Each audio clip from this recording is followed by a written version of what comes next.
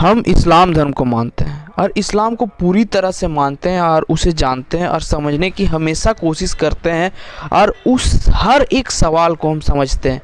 किसी इन्फ्लुएंसर या कोई मौलाना या कोई भी जो हमें बताता है उस बात को भी समझ के जानने और पढ़ने की कोशिश करते हैं। जो हमें नॉलेज दे रहे हैं वो सही है हमारे लिए, क्या जो बता रहे हैं सो सही है अपने लाइफ में और उसे अमल कर रहे हैं, उसको अपने दैनिक जीवन में उपयोग कर रहे हैं और वो खुद वैसे इंसान हैं जो हमें बता रहे हैं, या तो वो कुछ बोल रहे हैं और कर कुछ रहे हैं। अगर वो कुछ गलत कर रहे हैं और आप उसका बात मान रहे हैं तो समझिए कि आप उन बाबाओं की तरह, जैसे आप कोई हिंदू को बोलते हो कि आप बाबा को मानते हो गलत करते हो, तो आप भी गलत करते हो उस चीज़ पे। मेरे दिमाग में एक सवाल है जो हम आपसे पूछना चाहते हैं कि हमारे जो संविधान जिस पे हमारा इंडिया चलता है उसके रचयिता कौन है? डॉक्टर भीमराव अंबेडकर जी। और हम लोग उससे मानते हैं और उसको पढ़ते हैं और समझने की कोशिश करते हैं। आप ज़रा ये सोचिए कि वो जन्नत जाएंगे? आप बोलिएगा कि वो मुसलमान नहीं है, ईमान पे नहीं था तो वो जन्नत नहीं जाएंगे। तो क्या हम जन्नत जाएंगे? हमको लगता, आपको और हमको लगता है कि हम जन्नत जाएंगे? हमको तो नहीं लगता है कि हम जन्नत जाएंगे। सीधा बात ये है कि अगर आपके अगल आस पड़ोस बहुत से चीज़ में गलत हो रहा है और गलत होते देखते हैं, उसका हम पार्ट बन जाते हैं, उसके खिलाफ खड़ा नहीं हो पाते हैं।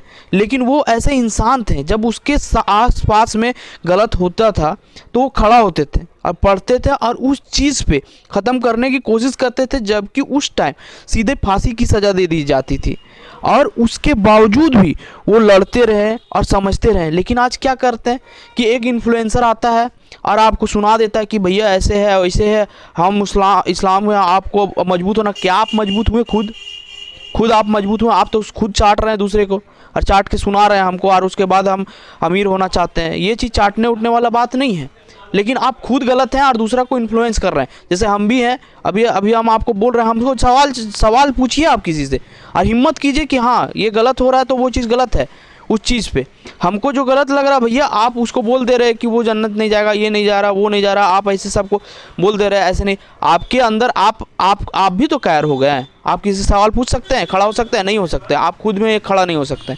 तो वही चीज़ है, हमको जानना है कि डॉक्टर भीमराव अंबेडकर जन्नत जाएंगे। अगर वो नहीं जा रहे हैं तो हम भी जाएंगे? हम कभी नहीं जा पाएंगे, क्योंकि वो हर चीज़ में खड़ा हुआ, पूरा दलित का आज हम भी जिंदा हैं, उसी के बावजूद जिंदा है। और आज हम जी रहे हैं और किसी से सवाल पूछ रहे हैं तो उसी का नियम और कानून के बनाए हुए रीजन के कारण आज हम किसी से सवाल पूछ पा रहे हैं।